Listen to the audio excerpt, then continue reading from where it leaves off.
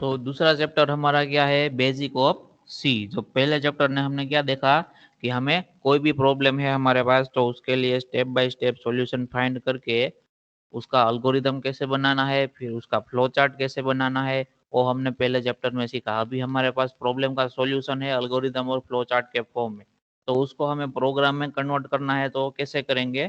तो उसके लिए क्या करना होगा, हमें सी प्रोग्रामिंग लैंग्वेज है वो सीखना होगा। और हर एक प्रोग्रामिंग का लैंग्वेज के लिए क्या है, अलग अलग रूल्स है। सपोज हम एल्गोरिदम में वेरिएबल वर्ड यूज कर रहे थे, ठीक है, तो हर एक प्रोग्रामिंग लैंग्वेज में वेरिएबल कैसे डिफाइन करना है, कैसे डिक्लेयर करना है, उसको यूज कैसे करना है, उसके लिए सारे रूल डिफाइन किए होते हैं।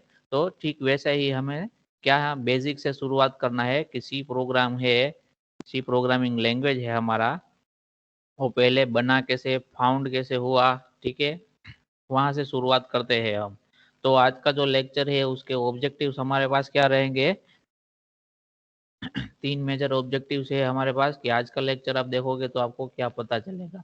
एक तो पहले आपको पता चलेगा हिस्ट्री ऑफ सी की, सी प्रोग्रामिंग लैंग्वेज है वो, कि उसका फाउंडेशन कैसे हुआ, फाउंड कैसे हुआ, किसने उसको कोड किया, प्रोग्राम किया, इनिशियली कौन से स्टेज पे था, वहां से सी कैसे हुआ, वो सब हम देखेंगे। दूसरा है हमारे पास कि जो सी लैंग्वेज है तो उसके इम्पोर्टेंस क्या है, यानी कि एडवांटेज क्या है और उसकी लिमिटेशन क्या है।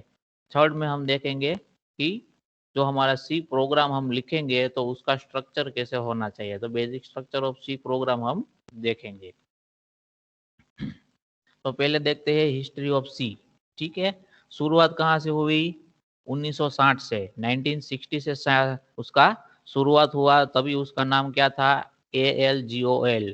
उसको किसने डेवलप किया था, तो कि इंटरनेशनल ग्रुप है, उसने उसको क्या किया था, डेवलप किया था। इंटरनेशनल ग्रुप, उसने उसको डेवलप किया। बाद में 1967 में उसका नाम क्या हुआ, BCPL। जो ALGOL था, जो कि इंटरनेशनल ग्रुप ने जो डेवलप किया हुआ था, इसमें फर्दर क्या हुआ, इम्प्रूवमेंट हुआ और नया जो प्रोग्रामिंग लैंग्वेज बना तो उसको क्या बोलते थे वो, BCPL। यानी कि उसको किसने डेवलप किया, तो उसको मार्टिन रिचर्ड्स ने डेवलप किया। फिर उसमें फर्दर मॉडिफिकेशन करके केन थॉमसन ने क्या किया, उसको फिर से मॉडिफाई करके लैंग्वेज बनाया। उसको क्या बोला उसने, बी लैंग्वेज बोला। जो BCPL का जो फर्स्ट लेटर था उसको ही उसको क्या किया, यूज किया और बी लैंग्वेज बनाया। कौन सी साल में, तो 1970 में।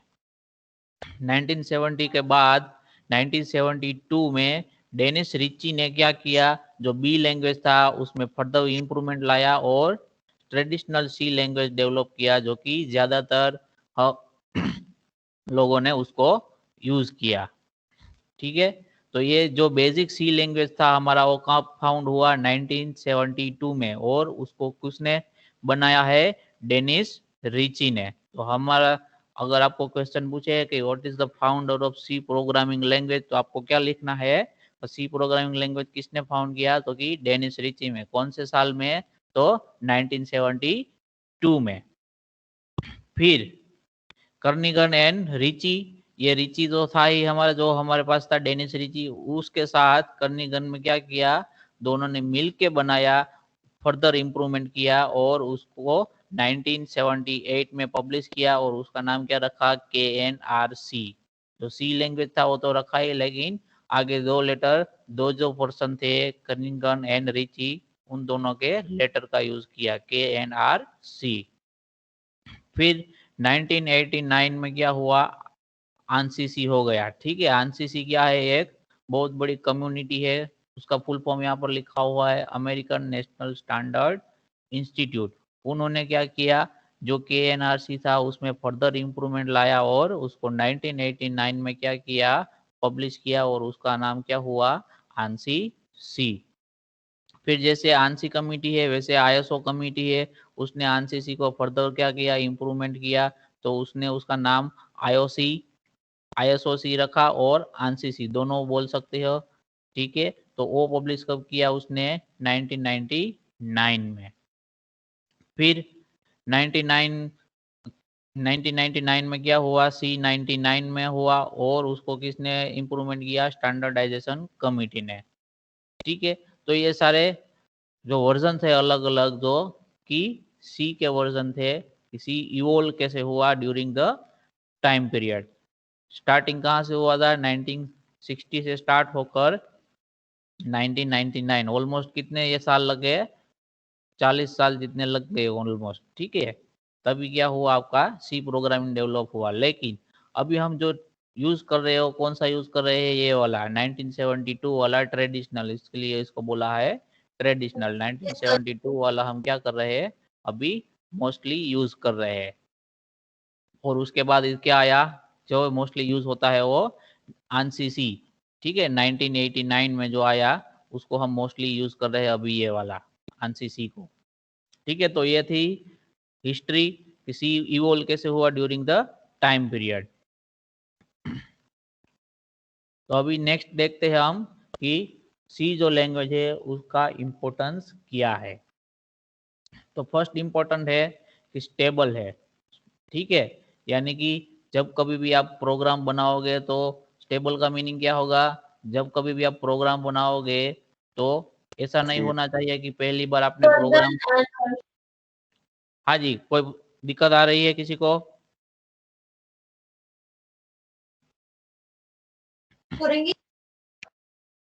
सबको आवाज आ रही है? Yes, sir. Yes. Yes, Yes, sir. sir. Yes, sir. Okay Yes, sir. You are audible. Okay okay. Importance of C यानी कि एडवांटेजेस ऑफ सी में फर्स्ट एडवांटेज क्या है उसका, कि सी जो प्रोग्रामिंग लैंग्वेज है वो क्या है, स्टेबल है। स्टेबल का मीनिंग क्या होगा,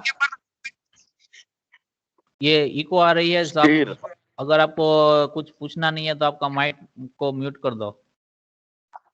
hello mic mute. C programming language है वो क्या है, स्टेबल है। स्टेबल का मीनिंग क्या होगा कि सपोज आपने फर्स्ट टाइम आज के दिन में प्रोग्राम लिखा, तो आज के दिन आपका क्या हो गया, प्रोग्राम रन हो गया। अगर आप 2 दिन बाद सेम प्रोग्राम रन कर रहे हो तो वो प्रोग्राम रन नहीं हो रहा है। ठीक है, तो ऐसा नहीं होना चाहिए। ठीक है, अगर ऐसा नहीं होता है तो उसको हम क्या बोलेंगे, स्टेबल लैंग्वेज। तो सी है वो नियरली 40 साल पुरानी क्या है, प्रोग्रामिंग लैंग्वेज है। ठीक है, और लास्ट जो 25 ईयर के अंदर, उसके अंदर कोई भी चेंजेस, मेजर चेंजेस नहीं हुए हैं। ठीक है, तो फर्स्ट आपका जो एडवांटेज है वो क्या है, कि सी लैंग्वेज है वो आपका क्या है, स्टेबल लैंग्वेज है। दूसरा कौन सा है आपका, कि वो रोबस्ट है। तो रोबस्ट है कैसे, तो उसके लिए दिया हुआ है, रोबस्ट का मीनिंग क्या होगा, आपके पास जो ऑलरेडी इनबिल्ट ज्यादा फंक्शन हो गए जिसका आप ज्यादातर यूज कर सकते हो। तो उसके लिए क्या है, rich set of built in function. तो ज्यादा आपका रिच, रिच का मतलब क्या हुआ है यहाँ पर, ज्यादा। हाँ, हेलो। हाँ जी, सर આ કોકનું માઇક બંધ કરાવો ને. Disturbance થાય છે. કરીને આવે છે. આવે બહુ.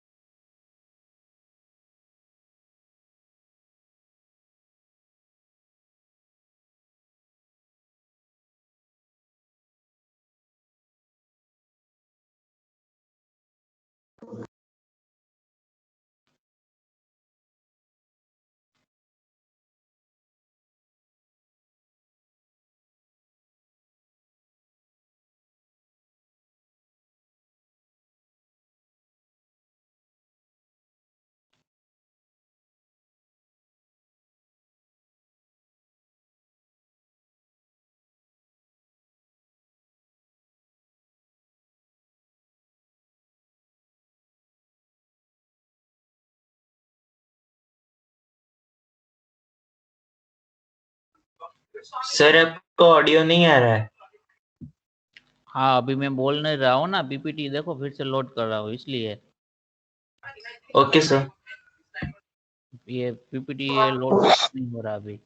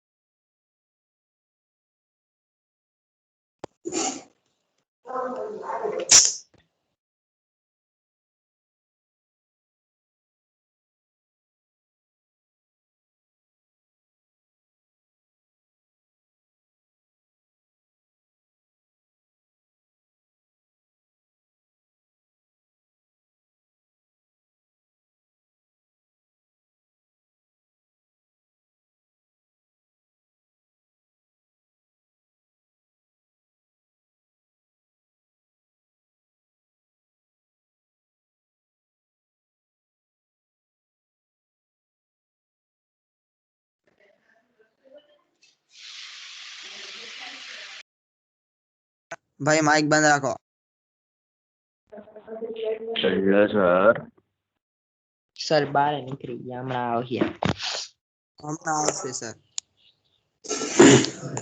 રમેશભાઈ हेलो। गर्मी बड़ी नहीं है।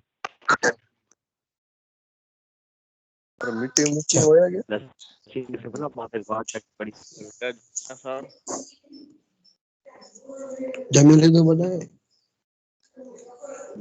स्क्रीन दिख रहा है सबको? Yes sir. Yes sir. Yes sir.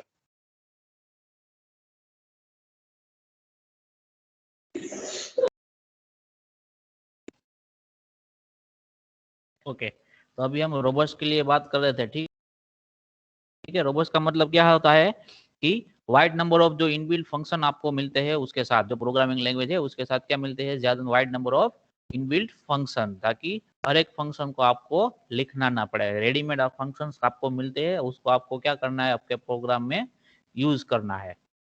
और operator, rich set of built in functions and operator जो आपको मिलेंगे, जो कि सी प्रोग्रामिंग लैंग्वेज आपको ऑफर कर रहा है, इसके लिए इसको क्या बोलेंगे, किसी प्रोग्रामिंग लैंग्वेज है वो एक रोबस्ट लैंग्वेज भी, ये उसका एक एडवांटेज है। उसका कहाँ पे यूज होगा, जब कभी भी आपको कॉम्प्लेक्स प्रोग्राम लिखना होगा तभी हम क्या करेंगे, फंक्शंस और जो इनबिल्ट ऑपरेटर्स है उसका यूज करेंगे। थर्ड वन है आपका हाईली पोर्टेबल।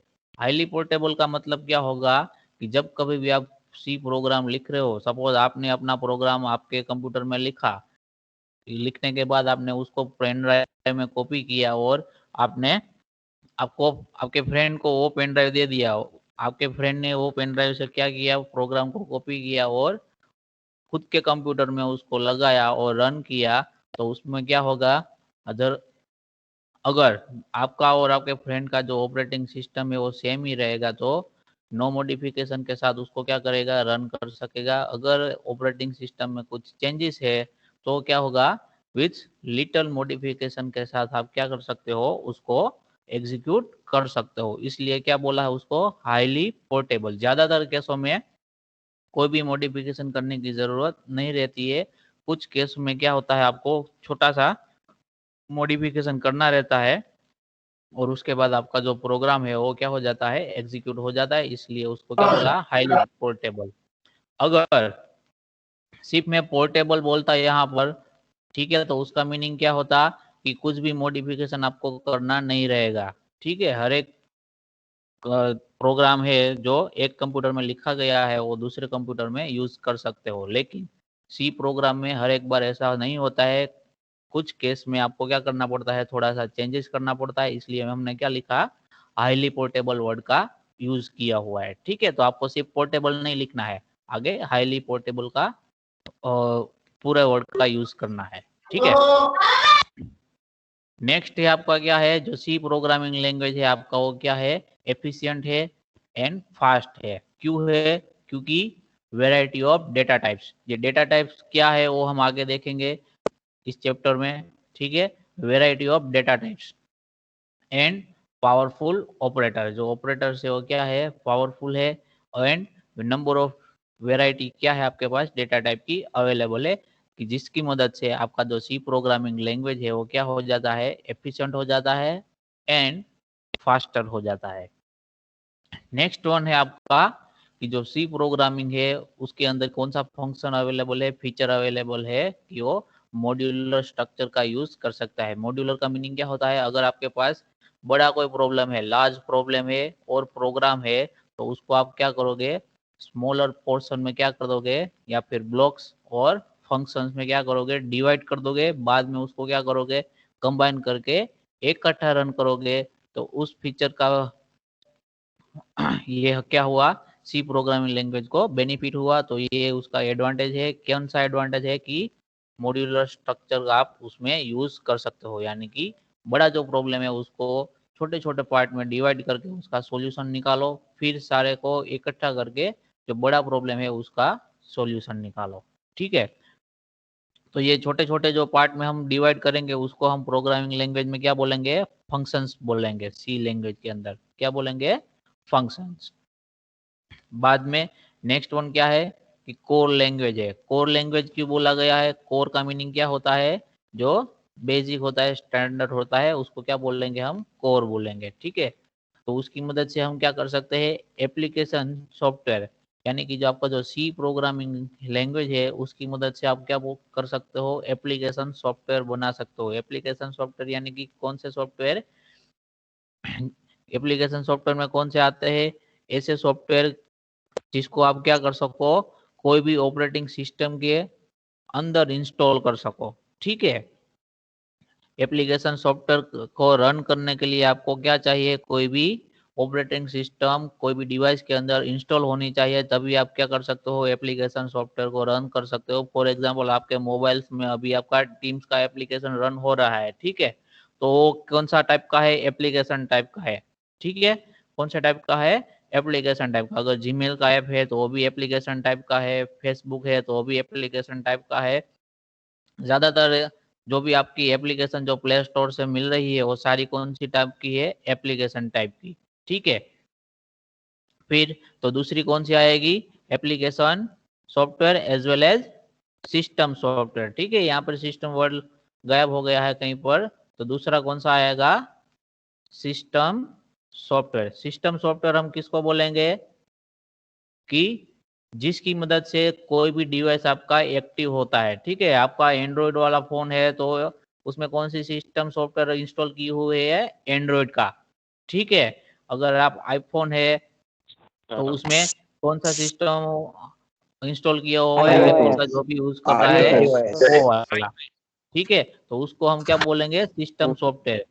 तो क्या करेंगे हम, सी प्रोग्रामिंग लैंग्वेज की मदद से आप सिस्टम सॉफ्टवेयर भी बना सकते हो as well as application software भी बना सकते हो। तो ये उसका क्या है, एक बेनिफिट है, एडवांटेजेस है। और लास्ट वन क्या है, किसी प्रोग्रामिंग लैंग्वेज में आपके पास कितने हैं, ओनली 32 कीवर्ड है, जो कि आपको क्या करना है, याद रखना है। और जो भी कीवर्ड का लिस्ट दिया हुआ है उसको आपको पर्टिकुलर टाइम पे प्रोग्राम में यूज करना है। मतलब कि सपोज इफ है, ये आपका क्या है, एक कीवर्ड है।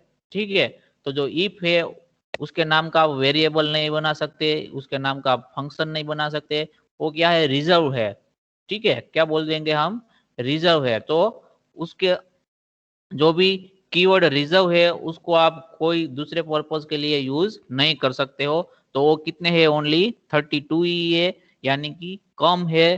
तो उसको क्या होगा, जो प्रोग्रामर होगा वो क्या कर सकता है, इजीली उसको रिमेम्बर याद कर सकता है। तो उसको दिक्कत नहीं होगी कि ज्यादा कीवर्ड उसको याद नहीं रखने पड़ेंगे। जो 32 ही है, कम है बहुत बाकी प्रोग्रामिंग लैंग्वेज से। तो ये उसका एक क्या हो गया, एडवांटेज हो गया। समझ में आ गया सबको एडवांटेजेस? સર એક ડાઉટ છે हाँ जी बोलो। સર આ કીવર્ડ એકચ્યુઅલી છે શું એટલે સર વર્ક શું હોય એનું એ આપણે આગળ જોઈશું। કીવર્ડ છે ને, અત્યારે તમે એવું સમજો કે કીવર્ડ જેટલા પણ ડિફાઇન કરેલા છે, અહીંયા આપણે કેટલા છે, नंबर ऑफ कीवर्ड कितना है, 32। ठीक है, तो उसमें से एक एग्जांपल मैंने दिया कि इफ, ये कीवर्ड है वो आपका क्या है, सी प्रोग्रामिंग लैंग्वेज के द्वारा क्या किया गया है, उसके प्रोग्रामिंग कोड को एग्जीक्यूट करने के लिए उसने क्या किया है, रिजर्व रखा है।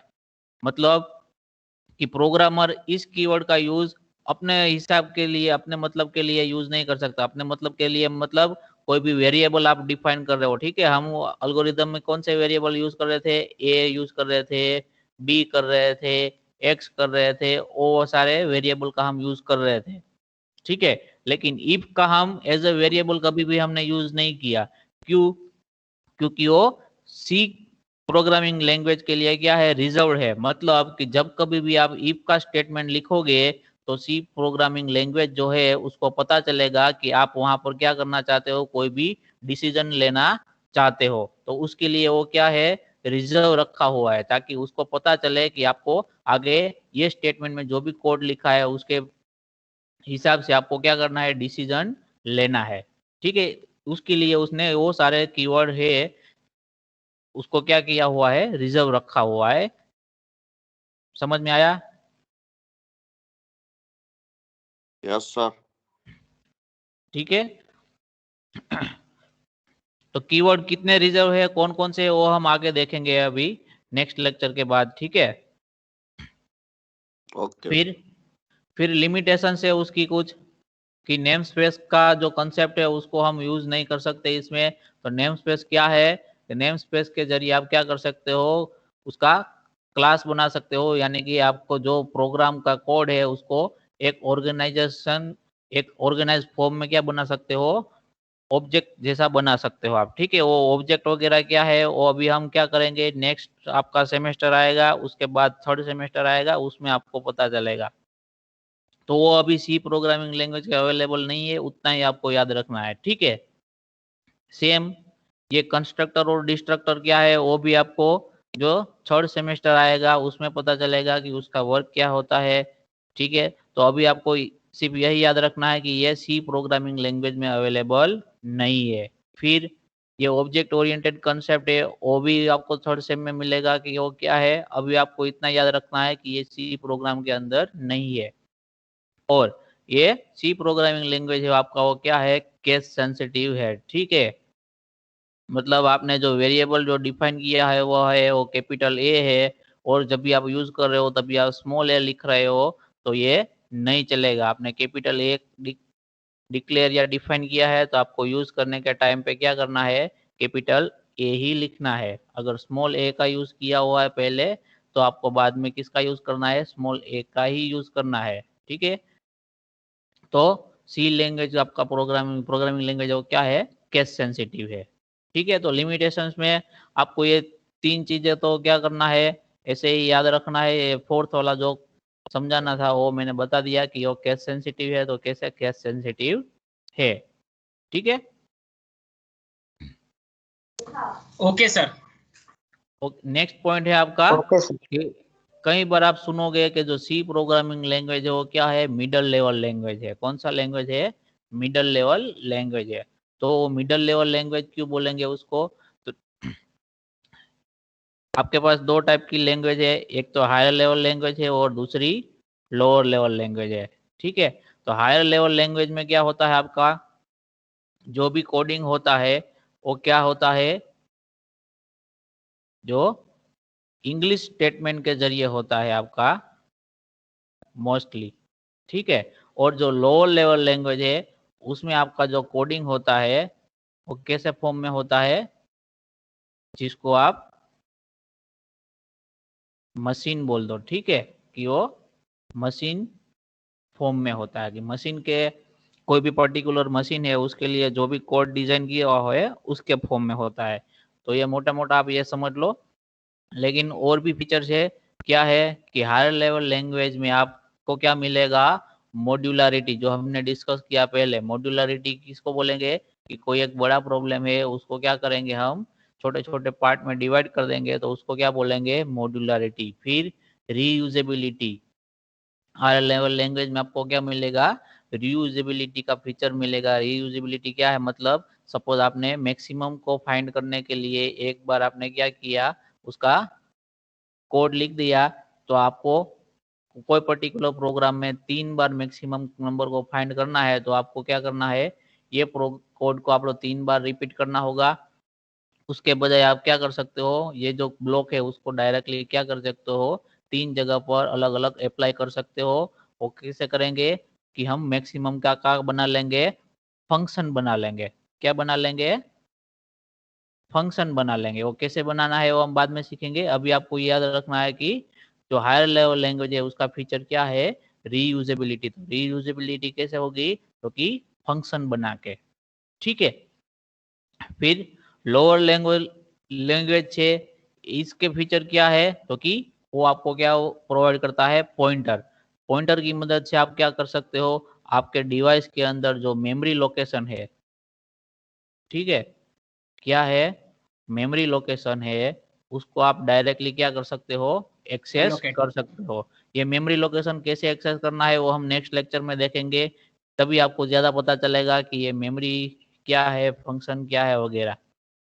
तो सी को मिडिल लेवल लैंग्वेज अभी क्यों बोला गया, क्योंकि सी के पास बहुत, यानी कि हायर लेवल लैंग्वेज है और मिडिल लेवल लैंग्वेज है, उन दोनों के फीचर को यह क्या करता है, सपोर्ट करता है, और उसके पास वो फीचर्स अवेलेबल है। तो कौन से है, तो के मॉड्यूलरिटी है, रीयूजेबिलिटी है और पॉइंटर है। इनमें से मॉड्यूलरिटी और रीयूजेबिलिटी किसके फीचर है, जो कि हायर लेवल लैंग्वेज है, और लोअर लेवल लैंग्वेज के फीचर कौन सा है, जो कि पॉइंटर है। दोनों का कॉम्बिनेशन है, यानी कि दोनों फीचर क्या किसके अंदर अवेलेबल है, आपका सी प्रोग्रामिंग लैंग्वेज है उसके अंदर अवेलेबल है। तो उसके लिए क्या बोलेंगे, सी को मिडिल लेवल लैंग्वेज। उसको हम कंप्लीटली हायर लेवल लैंग्वेज भी नहीं बोल सकते, कंप्लीटली लोअर भी नहीं बोल सकते, इसलिए क्या बोला है उसको, मिडिल लेवल, दोनों के बीच का, ठीक है। तो उसको क्या बोलेंगे, it binds the gap between the lower level and higher level language. ये भी हम उसके लिए बोल सकते हैं कि वो सी लैंग्वेज क्या करता है, बाइंड्स करता है, यानी कि कम करता है गैप, कौन gap between higher level language and lower level language. समझ में आ रहा है सबको, मिडिल लेवल लैंग्वेज क्यों बोल रहे हैं सी को। Yes sir. ओके, आगे बढ़ते हैं अभी, कि नेक्स्ट जो हमारा ऑब्जेक्टिव था कौन सा था, कि हमें जो सी प्रोग्राम है उसका स्ट्रक्चर जानना था। अगर आपको सी प्रोग्राम लिखना है तो आप उसको कैसे लिख सकते हो, ठीक है। तो ये अलग अलग सेक्शंस दिए हुए हैं जिसके जरिए आप क्या कर सकते हो, सी प्रोग्राम आपका बना सकते हो, ठीक है। तो जो फर्स्ट है वो क्या है, डॉक्यूमेंटेशन सेक्शन है। तो उसके अंदर क्या रहेगा, डॉक्यूमेंटेशन सेक्शन के अंदर उसमें आप नाम ही बता दे रहा है कि डॉक्यूमेंटेशन, यानी कि जो भी इंफॉर्मेटिव चीजें है वो आपको यहाँ पर लिखना है। कौन सी इंफॉर्मेटिव, फॉर एग्जाम्पल कि ये प्रोग्राम किसके लिए है, तो क्या प्रोग्राम का नाम आपको सपोज मैक्सिमम फाइंड करने के लिए आप प्रोग्राम बना रहे हो, तो आपको प्रोग्राम का नाम लिख सकते हो इस सेक्शन के अंदर। फिर आप बना रहे हो तो आपका नाम लिख सकते हो, यानी कि जो भी प्रोग्राम बना रहा है, यानी कि जो भी ऑथर है उसका नाम लिख सकते हो। फिर उसके लिए जो आप प्रोग्राम बना रहे हो उसमें आपने कौन सा लॉजिक यूज किया है प्रोग्राम बनाने के लिए, तो उसका क्या कर सकते हो आप, डिस्क्रिप्शन लिख सकते हो। तो जो भी आपको चीजें लिखनी है वो आप इंफॉर्मेटिव चीजें आपको लिखनी है, इंफॉर्मेटिव इंफॉर्मेशन आपको जो भी लिखनी है वो कौन से सेक्शन में लिखोगे आप, डॉक्यूमेंटेशन सेक्शन के अंदर। फिर लिंक सेक्शन आएगा, तो लिंक सेक्शन में आप क्या लिखोगे, कुछ जो हमने पहले डिस्कस किया था एडवांटेजेस में कि क्या है, रिच सेट ऑफ क्या है, उसके बाद बिल्ट इन फंक्शन है यानी कि लाइब्रेरी। ठीक है, जो सारी बुक Yes, sir. होती है वो कहाँ पर होती है, लाइब्रेरीज में होती है। वैसे कि हम फंक्शंस का जो सेट बोलेंगे उसको क्या बोलेंगे, लाइब्रेरी बोलेंगे। तो जो कोई भी आपको लाइब्रेरी है यानी कि जो फंक्शन आपको यूज करना है उस पर्टिकुलर फंक्शन की लाइब्रेरी को आपको यूज करना है। तो जो लाइब्रेरी को यूज करना है वो आप कहाँ पर डिफाइन करोगे, कहाँ पर लिखोगे, या लिंक सेक्शन में। Link section में. लिंक सेक्शन में आपने जो भी लाइब्रेरी का नाम लिखा होगा, तो जब कभी भी आप प्रोग्राम रन करोगे तो उस लाइब्रेरी के अंदर जितने भी फंक्शन लिखे हुए हैं तो उन सारे फंक्शन का यूज आप क्या कर सकोगे, आपके प्रोग्राम में डायरेक्टली यूज कर सकोगे। आपको उसको दोबारा लिखने की जरूरत नहीं है। तो कौन सी लाइब्रेरी यूज करनी है वो आपको कंप्यूटर को बताना पड़ेगा। तो उस लाइब्रेरी का नाम आपको कहाँ पर लिखना है, लिंक सेक्शन के अंदर लिखना है, ताकि जब भी आपका प्रोग्राम एग्जीक्यूट हो तो कंप्यूटर को पता चले कि उसको कौन सी लाइब्रेरी के फंक्शन को का इस प्रोग्राम के अंदर यूज करना है। ठीक है, फिर आएगा आपका डेफिनेशन सेक्शन। तो डेफिनेशन सेक्शन में आप क्या करोगे, जो भी कांस्टेंट है, ठीक है, जिसको आपको ड्यूरिंग द प्रोग्राम के पूरे प्रोग्राम में आपको यूज करना है, जिसकी वैल्यू आपको कभी भी चेंज नहीं करनी है, तो वो सारे कहाँ पर आएंगे, डेफिनेशन सेक्शन के अंदर। फॉर एग्जांपल आप सर्कल के एरिया के फाइंड करने के लिए क्या बना रहे हो, प्रोग्राम बना रहे हो, तो उसके अंदर आपको पाई का यूज करना होगा। ठीक है, तो पाई का जो वैल्यू रहेगा वो ऑलवेज क्या रहेगा, कांस्टेंट रहेगा 3.14।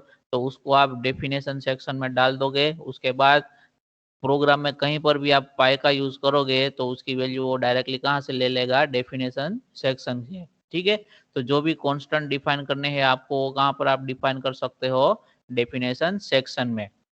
जैसे कि ये सारी लाइब्रेरी के अंदर जो फंक्शंस अवेलेबल है, ठीक है, तो उसको हमें डिफाइन करने की जरूरत नहीं है, वो कहाँ से हमें मिल रहे हैं, डायरेक्टली रेडीमेड मिल रहे हैं। अगर आपको खुद का क्या करना है, फंक्शन बनाना है, ठीक है, आपको खुद का क्या करना है, फंक्शन बनाना है, तो उसके लिए जो डेफिनेशन होगी, जो डिक्लेरेशन होगा, वो आपको कहाँ लिखना है, डेफिनेशन सेक्शन में। वो कैसे होगा हम बाद में देखेंगे।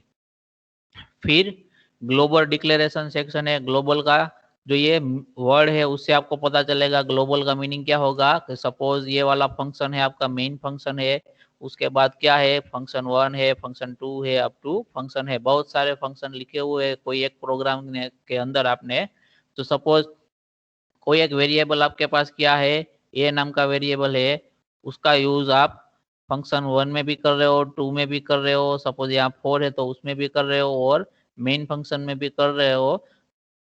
यानी कि कोई भी एक वेरिएबल है उसका एक से ज्यादा फंक्शन में यूज होता है, तो उसको आपको कहाँ डिक्लेयर करना है, ग्लोबल डिक्लेरेशन सेक्शन के अंदर क्या करना है, उसको डिक्लेयर करना है। ठीक है, समझ में आ रहा है यहाँ तक सबको? Yes sir. Yes sir. Sir अभी हाँ जी, डाउट है किसी को?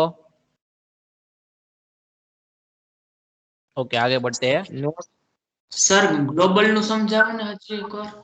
हाँ जी, ग्लोबल का मीनिंग क्या होगा, उसमें ऐसे बेसिकली यहाँ पर क्या डिक्लेयर होगा, वेरिएबल सारे डिक्लेयर होंगे। ठीक है, तो सपोज ए वेरिएबल है आपके पास, तो उसको global variable as a global variable कब आपको डिक्लेयर करना है, जब ए वेरिएबल का यूज आप क्या कहाँ कर रहे हो, फंक्शन 1 में कर रहे हो, फंक्शन 2 में कर रहे हो, या फिर फंक्शन एन में कर रहे हो, फंक्शन 3 में कर रहे हो। मतलब कोई भी वेरिएबल का यूज एक फंक्शन से ज्यादा फंक्शन के अंदर हो रहा है, तो उस वेरिएबल को आपको एज ए ग्लोबल डिक्लेरेशन में आपको उसको डिक्लेयर करना है।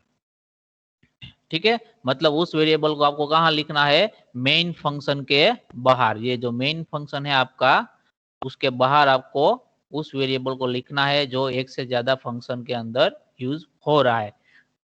ठीक है, तो ये जैसे जैसे हम प्रोग्राम आगे बनाते जाएंगे तब आपको आइडिया आ जाएगा कि आपको क्या करना है, कौन सा वेरिएबल को कहाँ पर आपको लिखना है। ठीक है, एज ऑफ नाउ आप इतना ध्यान रखो कि ये जो ग्लोबल डिक्लेरेशन सेक्शन है उसमें ऐसे ही वेरिएबल आएंगे जिसका यूज एक से ज्यादा फंक्शन के अंदर होता है।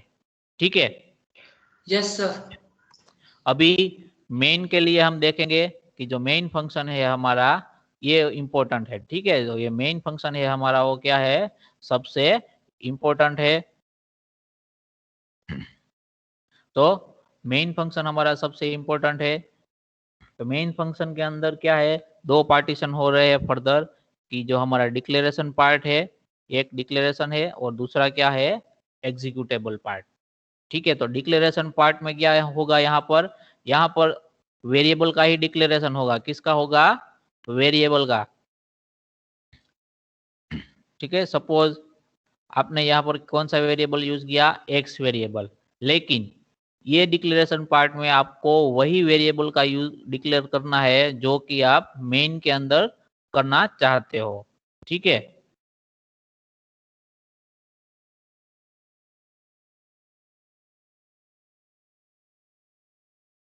ये जो डिक्लेरेशन सेक्शन है हमारा, उसके अंदर आपको क्या करना है, वेरिएबल का डिक्लेरेशन करना है। फॉर एग्जांपल आपको कौन सा वेरिएबल यूज कर रहे हो, एक्स।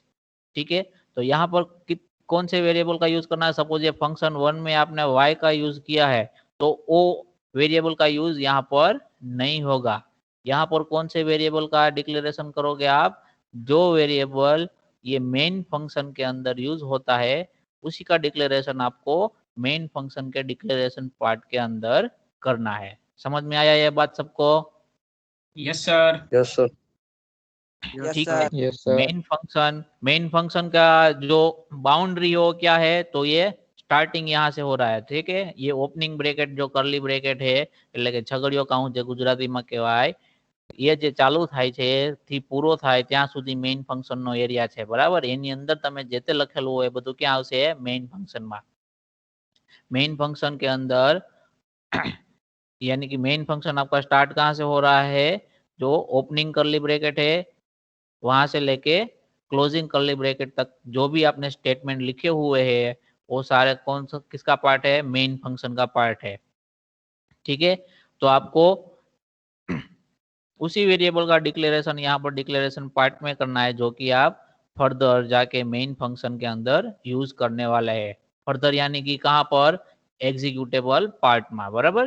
फर्दर यानी कि उसका क्या मीनिंग होगा कि एग्जीक्यूटेबल पार्ट में जो भी आप वेरिएबल का यूज करना चाहते हो उसको आपको डिक्लेयर करना कहाँ है, डिक्लेरेशन सेक्शन के अंदर।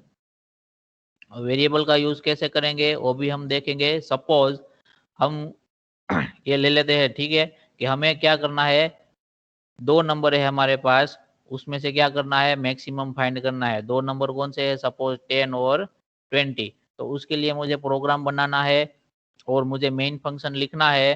तो उसमें कितने वेरिएबल में डिक्लेयर करूंगा, कितने वेरिएबल आएंगे, दो वेरिएबल की जरूरत है मुझे। ठीक है, फॉर एग्जाम्पल वो दोनों वेरिएबल क्या है, ए और बी। ठीक है, तो ये डिक्लेरेशन सेक्शन में मेरे पास कितने वेरिएबल आएंगे, दो वेरिएबल आएंगे, ए एंड बी। अब आप क्या करोगे, उसके ऊपर क्या करोगे, स्टेटमेंट। कब आपको कैसे पता चलेगा कि इन दोनों में से मैक्सिमम कौन सा है, तो उसके लिए क्या करोगे आप, ए और बी में से मैक्सिमम कौन सा है वो फाइंड करने के लिए क्या करोगे आप, करेंगे सर। if हाँ, સમ ના આવે ભઈલું, સમ શા માટે કરાવી આપણે એને શું કરવાના છે, કમ્પેર કરવાના છે કે a ગ્રેટર ધેન b છે કે નથી, બરાબર। તો એ શેનાથી થશે, if થી થશે, બરાબર। તો જે if વાળું સ્ટેટમેન્ટ તમે લખશો એ ક્યાં આવશે, એક્ઝિક્યુટેબલ પાર્ટ ની અંદર આવશે, બરાબર છે। એક્ઝિક્યુટેબલ પાર્ટ એટલે એવો પાર્ટ કે જેની અંદર આપણે અલ્ગોરિધમ ની અંદર જે બધા પ્રોસેસિંગ સ્ટેપ લખીએ છીએ કે રીડ માટેનું જે સ્ટેપ લખીએ છીએ એ બધા કયા પોર્શનમાં આવશે, એક્ઝિક્યુટેબલ પોર્શન ની અંદર આવશે, બરાબર। તો એ બધા સ્ટેટમેન્ટ આપણે ક્યાં લખીશું, એક્ઝિક્યુટેબલ પોર્શન ની અંદર લખીશું। તો અહીંયા આપણે શું લખીશું, if a less then b, તો डिक्लेरेशन पार्ट में एज वेरिएबल तुम्हारे डिक्लेयर करवाना है તમે क्या यूज करता हो, एग्जीक्यूटेबल पार्ट में। अब यहाँ हमने a less than b sorry A greater than B condition हमने लिखा, उसमें हमने ए और बी दोनों वेरिएबल का क्या किया, यूज किया। तो हम डिक्लेरेशन पोर्शन में क्या डिक्लेयर करेंगे कि हमें दो वेरिएबल की जरूरत है, उन दोनों के नाम क्या होने चाहिए, ए और बी। समझ में आया सबको? Yes sir. सर ठीक है, ओके। तो उसके बाद नेक्स्ट है आपका कौन सा है, सब प्रोग्राम सेक्शन। सब प्रोग्राम सेक्शन मोस्टली आप कहाँ पर लिखोगे, जो आपका मेन फंक्शन है उसके कंप्लीट होने के बाद आप लिखोगे, क्या लिखोगे, सब प्रोग्राम सेक्शन। सब प्रोग्राम सेक्शन के अंदर क्या होगा, फंक्शन 1 फंक्शन 2 लिखा हुआ है। मतलब क्या है, ये सारे क्या है, user defined function. User defined function मतलब अगर आपको कोई भी फंक्शन आपके खुद से बनाना है तो उसको क्या बोलेंगे हम, यूजर डिफाइंड। नाम ही लिखा हुआ है कि यूजर मतलब जो प्रोग्राम बना रहा है, वो डिफाइन मतलब कि जो प्रोग्राम बना रहा है उसने अपने खुद से क्या किया है, कोई फंक्शन बनाया है, तो उसको आपको कहाँ लिखना है, यहाँ पर लिखना है। जो मेन फंक्शन के खत्म होने के बाद, मेन फंक्शन कहाँ खत्म होता है हमारा, ये एक ब्रैकेट क्लोज हो गया तो वहां खत्म हो गया। तो उसके बाद आपको क्या लिखना है, जो आपने खुद से जो भी जितने भी फंक्शन बनाए हैं उसको लिखना है। अगर एक फंक्शन बनाया तो एक लिखना है, ऐसा कंपलसरी नहीं है कि आपको कोई फंक्शन बनाना ही है। अगर आपने कोई फंक्शन नहीं बनाया है तो ये पोर्शन क्या रहेगा, ब्लैंक रहेगा, यहाँ पर कुछ नहीं लिखना है आपको। अगर आपने एक फंक्शन बनाया है तो जो इतने भी फंक्शन बनाए वो लिखना है, अगर दो बनाए हैं तो दो लिखने हैं, तीन बनाए हैं तो तीन लिखने हैं। ठीक है, समझ में आ रहा है सबको, यस और नो? Yes sir.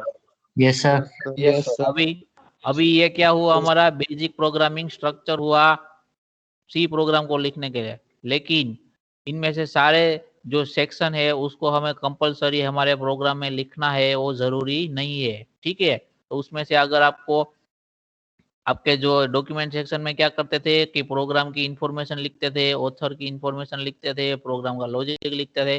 अगर वो सारी चीजें आपको नहीं लिखना है तो आप इस सेक्शन को हटा भी सकते हो, ये ऑप्शनल है। ठीक है, लिंक सेक्शन में आपको क्या करना है, कुछ बेसिक फंक्शंस है जो सी प्रोवाइड कर रहा है, ठीक है, उसका यूज करना है। तो लिंक सेक्शन में हम क्या लिखेंगे, जो जो भी उसकी लाइब्रेरीज यूज करनी है वो हमें लिखनी पड़ेगी। तो बेसिक लाइब्रेरी का यूज करने के लिए हम लिंक सेक्शन का यूज करेंगे। ठीक है, उसमें क्या लिखेंगे वो आगे देखेंगे।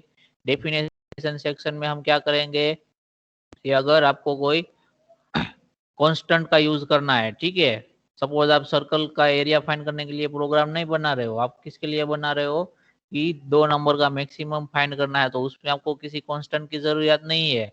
तो जब भी कभी भी आप कोई भी सेक्शन की जरूरत नहीं है या डेफिनेशन सेक्शन की, तो उस टाइम पे आपको इसको लिखना नहीं है। ठीक है, ये भी क्या है आपका ऑप्शनल है। फिर ग्लोबल डिक्लेरेशन, अगर आपके पास मेन फंक्शन के अलावा कोई और फंक्शन लिखा ही नहीं है, आपका कोई फंक्शन है ही नहीं, तो आपका ऐसा कोई वेरिएबल ही नहीं होगा कि वो एक से ज्यादा फंक्शन के अंदर यूज होता है।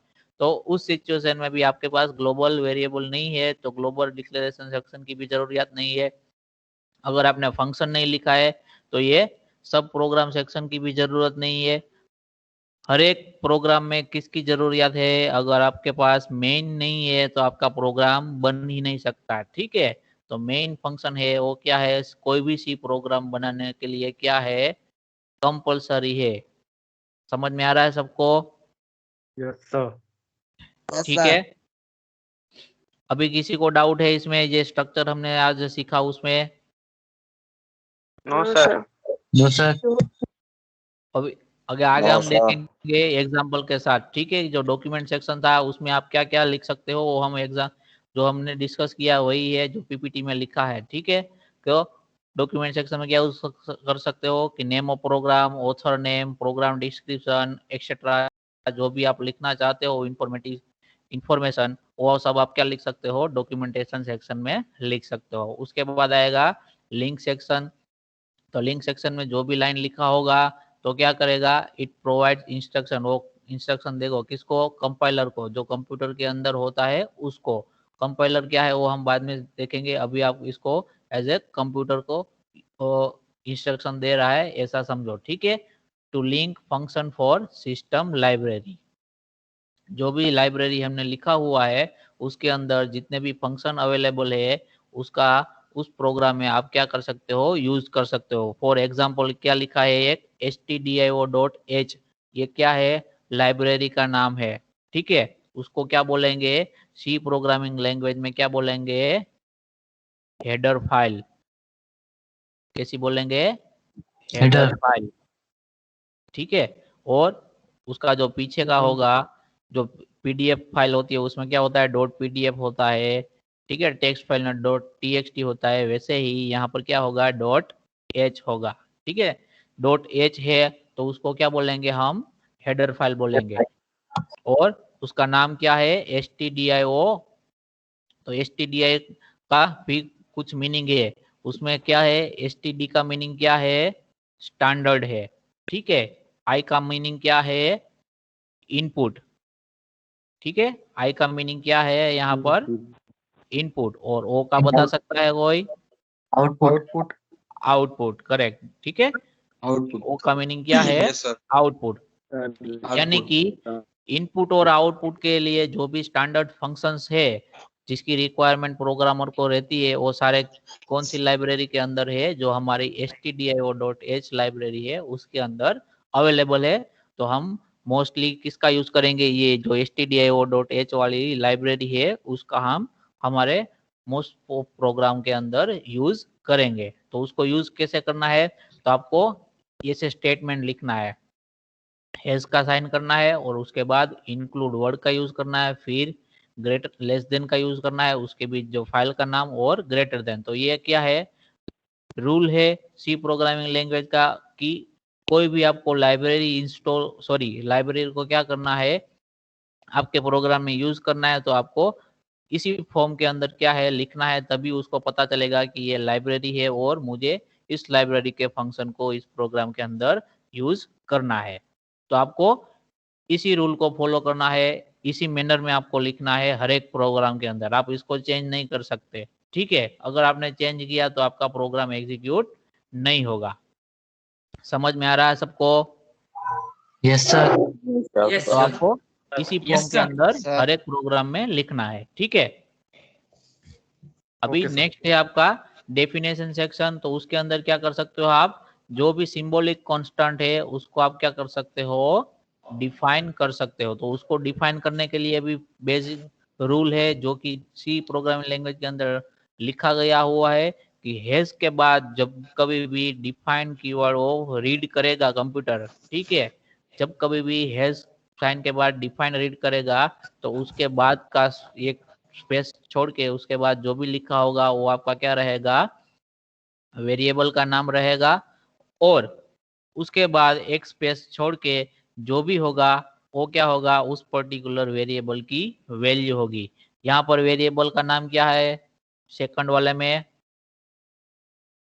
पाई जो है वो क्या है, हमारा वेरिएबल का नाम है। और जो पाई की वैल्यू है वो क्या हमने डिफाइन की हुई है, 3.14। तो अगर आप सर्कल का प्रोग्राम बना रहे हो तो उसमें आपको एरिया फाइंड करने के लिए सिर्फ क्या लिखना है, a इज इक्वल टू 3.14 की जगह अब आप क्या लिखोगे, पाई लिखोगे, इनटू आपका r और इनटू r। ठीक है, तो आपका क्या हो जाएगा, पाई आर स्क्वायर मिल जाएगा आपका, और आपका एरिया कैलकुलेट हो जाएगा। तो डेफिनेशन सेक्शन में आप क्या कर सकते हो, जो भी कांस्टेंट है उसको डिफाइन, सपोज यहाँ पर मैक्स लिया हुआ हमने। ठीक है, मैक्स को हमने कांस्टेंट वैल्यू कौन सी दे दी, 56। तो जब कभी भी आप इस प्रोग्राम के अंदर मैक्स का जिक्र करोगे, यानी कि मैक्स वेरिएबल का यूज करोगे, तो उसकी वैल्यू क्या हो जाएगी, 56 हो जाएगी। फिर आप क्या कर सकते हो, सपोज आपने मैक्स लिया और मैक्स के अंदर आपको अभी क्या करना है, 30 स्टोर करना है, तो ये चीज नहीं हो सकती, क्योंकि आपने उसको एज ए क्या किया हुआ है, कांस्टेंट डिफाइन किया हुआ है। तो उसकी वैल्यू बाद में आप चेंज नहीं कर सकते हो, हर एक बार आपको यही वैल्यू मिलेगी। समझ में आ रहा है सबको? Yes sir. Okay, yes sir. अभी आगे बढ़ते हैं ग्लोबल डिक्लेरेशन। तो ग्लोबल डिक्लेरेशन में क्या है, variable used in more than one function. ठीक है, एक से ज्यादा फंक्शन के अंदर जो भी वेरिएबल यूज होते हैं वो सारे कहाँ पे डिक्लेयर हो गए, ग्लोबल डिक्लेरेशन सेक्शन के अंदर। उसके अंदर आपको क्या करना है, यूजर डिफाइंड फंक्शन को भी डिक्लेयर करना है। वो मतलब आप खुद का फंक्शन लिखना चाहते हो तो आपको उसको कहाँ डिक्लेयर करना है, ग्लोबल डिक्लेरेशन सेक्शन के अंदर। फॉर एग्जांपल हमने लिया कि हमें फाइंड मैक्स नाम का क्या बनाना है, अपना खुद का फंक्शन बनाना है, तो उसको क्या करना हमें ग्लोबल डिक्लेरेशन सेक्शन के अंदर डिक्लेयर करना होगा। और डिक्लेयर वगैरह कैसे करेंगे वो हम आगे देखेंगे, ठीक है। फिर उसके बाद आता है मेन फंक्शन। तो मेन फंक्शन आपका है और दो पार्ट्स में क्या होता है, डिवाइड होता है।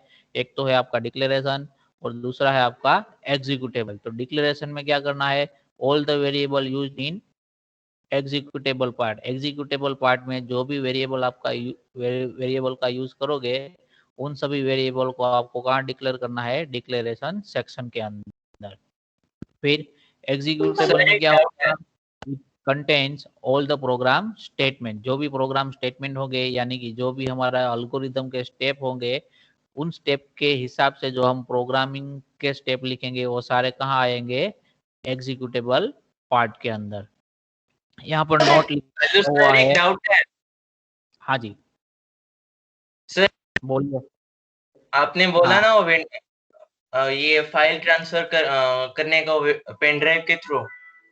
हाँ तो अगर विंडोज 10 दोनों का सेम हो लेकिन उसमें मेरे फ्रेंड के पास होम और मेरे पास प्रो एडिशन है, तो दोनों का कोई प्रॉब्लम तो नहीं आएगा ना ये नहीं ट्रांसफर नहीं करने नहीं में? नहीं नहीं, ये कभी कभी दिक्कत आती है। और दिक्कत कब आती है, जब आपका प्रोग्रामिंग ओ सॉरी जो आपका ऑपरेटिंग सिस्टम है वो कम्प्लीटली चेंज हो जाता है, तब कुछ केसेस ऐसे होते हैं जिसमें प्रॉब्लम आती है। और वो भी कैसे केसेस होते हैं जहां पर भी बड़ा सॉफ्टवेयर बनता है उसके केस में। हमें हमें तो क्या करना है, छोटे छोटे प्रोग्राम बनाना है, तो हमें उसका कोई ड्रॉबैक नहीं रहेगा, ठीक है। Okay, thank you sir. तो मेन फंक्शन में क्या होगा, दो पार्टीशन हो गए, डिक्लेरेशन एंड एग्जीक्यूटेबल। यहाँ पर नोट लिखा हुआ है बोल्ड करके। तो नोट क्या लिखा हुआ है कि जो मेन जो आपका फंक्शन है उसके अंदर जितने भी आप स्टेटमेंट लिखोगे, जितनी भी लाइन लिखोगे, वो सारी लाइन कैसे होनी चाहिए, एंड विथ सेमीकोलन। ये वाला जो सिंबल है वो किसका है, सेमीकोलन का है, ठीक है। ये सिंबल होना चाहिए हर एक लाइन के बाद।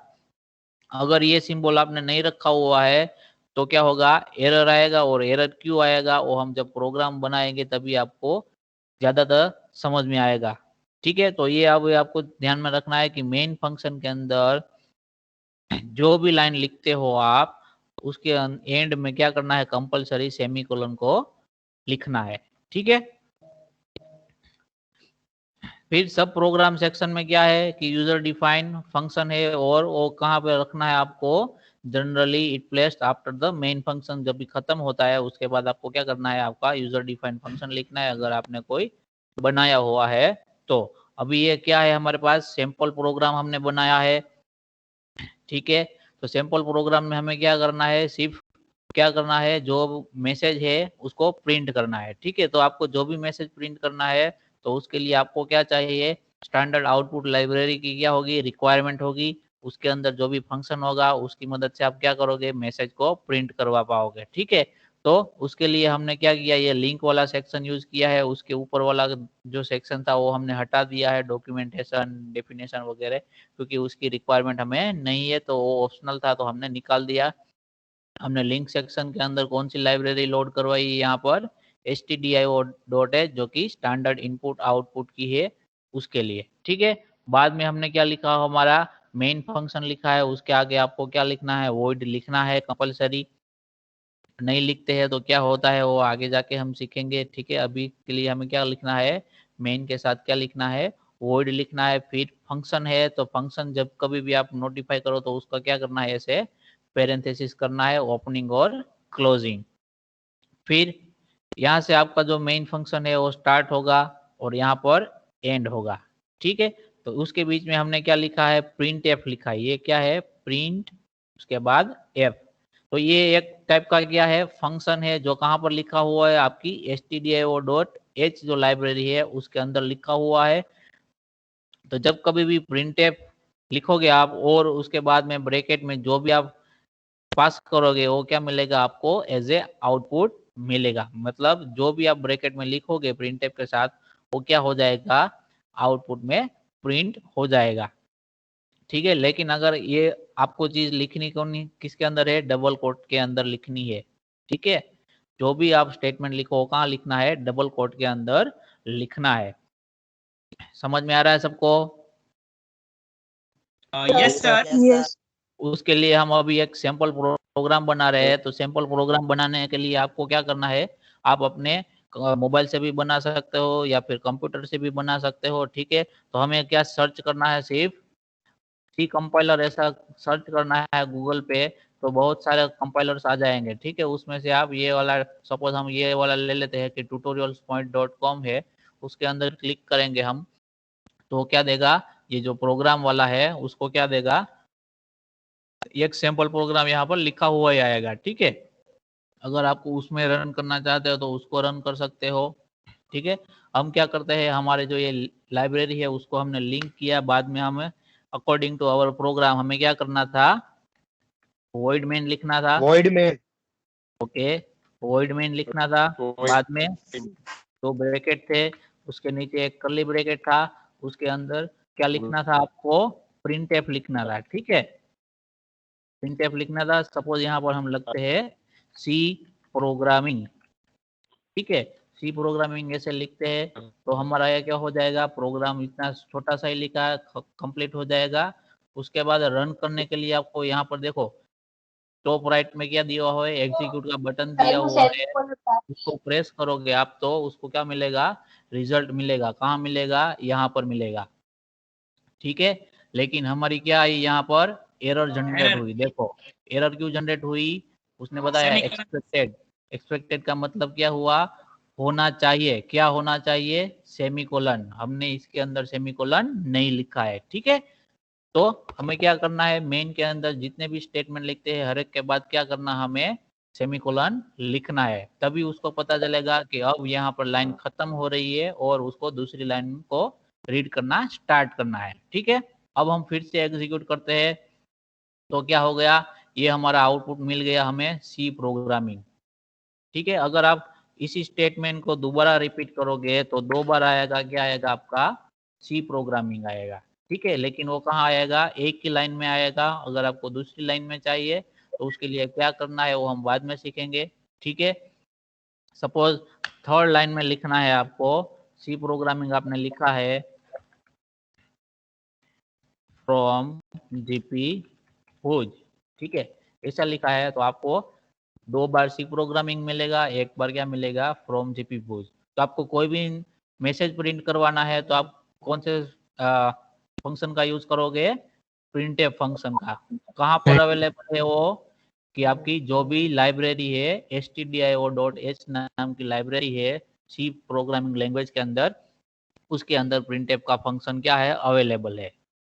समझ में आ रहा है सबको?